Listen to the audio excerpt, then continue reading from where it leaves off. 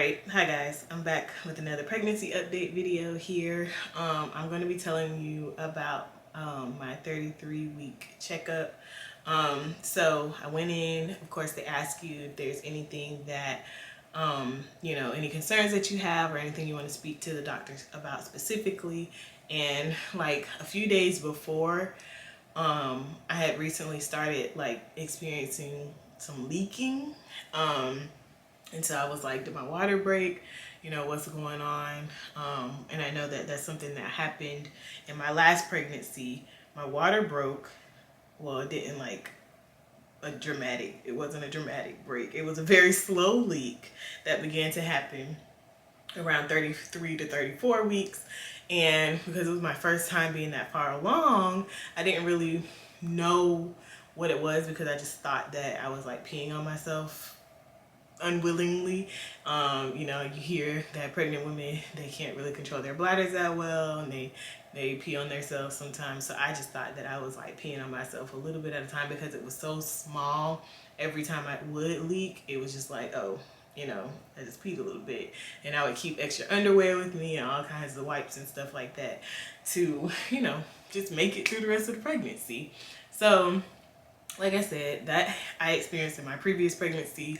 We were going to pay a lot of more attention this time around to any possible leaking.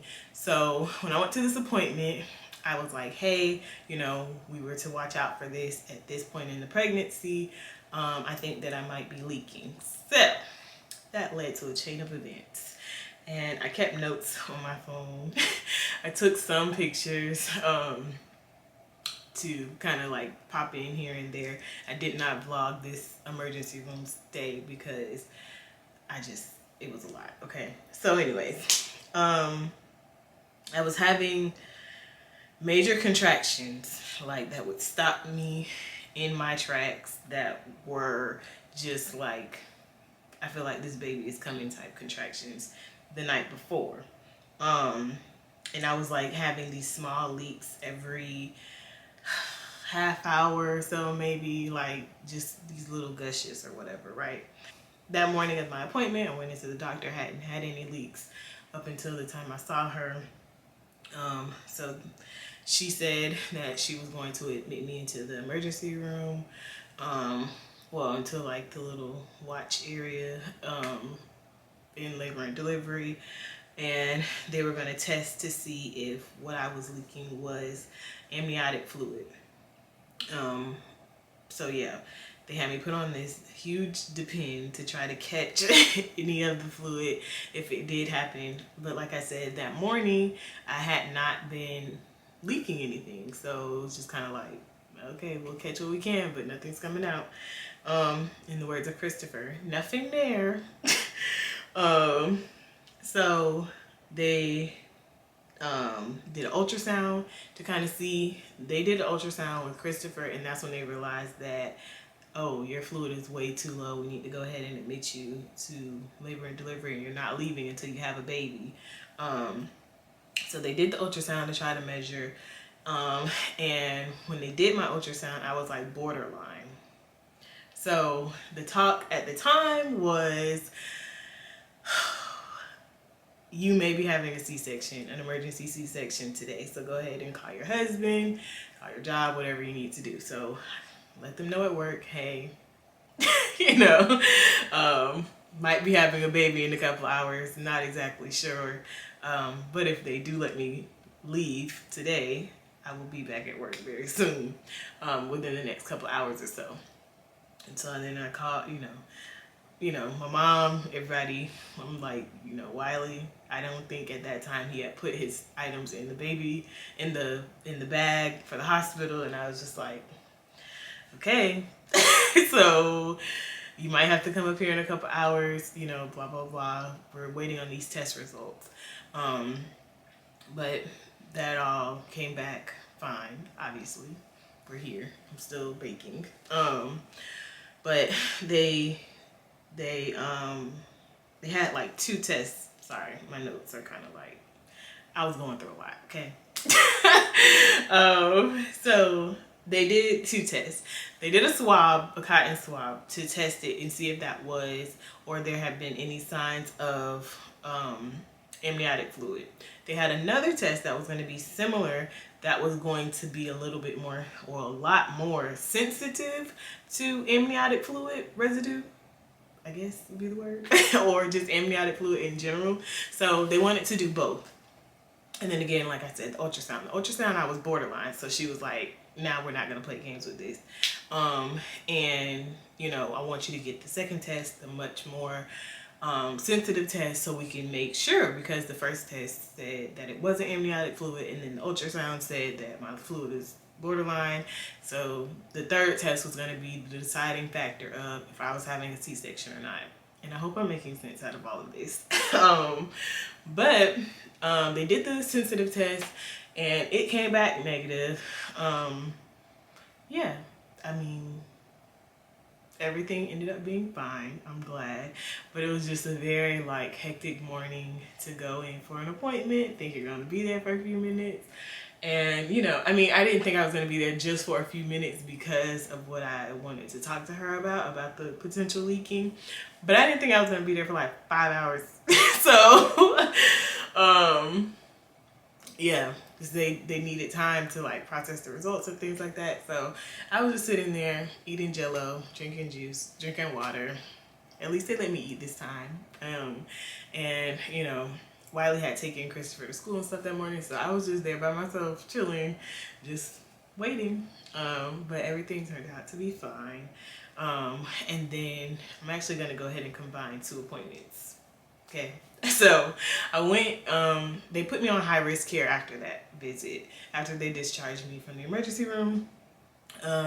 And, you know, she was like, no sex, no this, no that, sit down, blah, blah, blah. I'm not going to put you on bed rest, but if you didn't work from home, I would put you on bed rest and you would not be able to go to work and things like that. So she was like, have a seat, ma'am, basically. So, sit down, you know, just take it easy.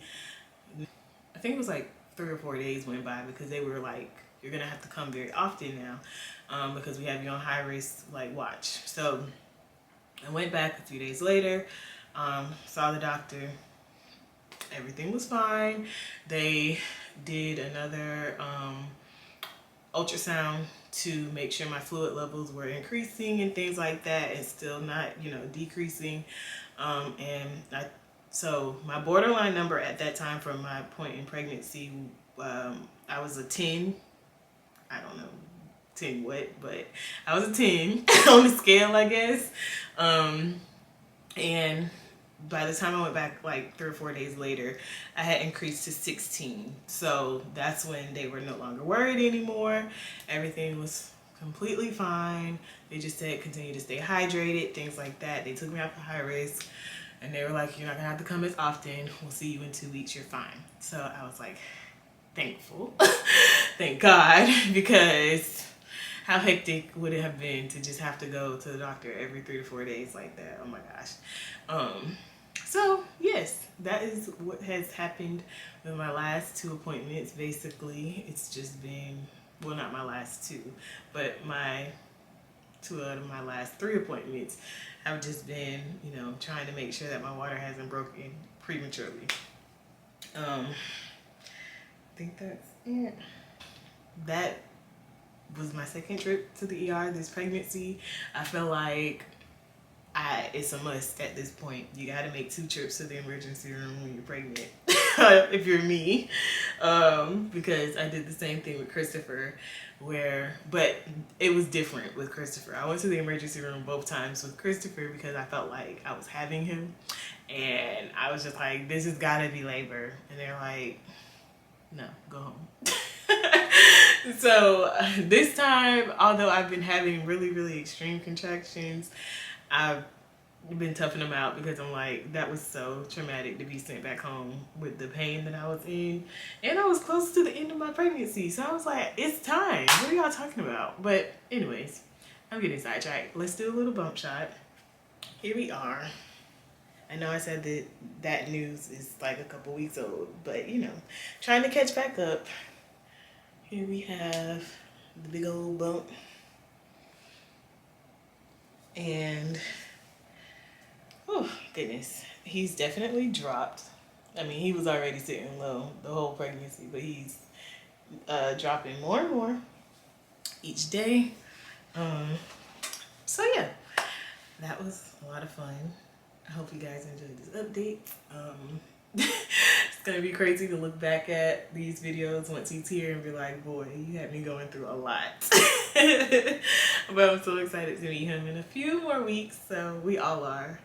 Christopher lets us know every day he's a big brother, so that just, I guess that means that he can do what he wants to do, because anytime we try to tell him anything, he's like, I'm a big brother.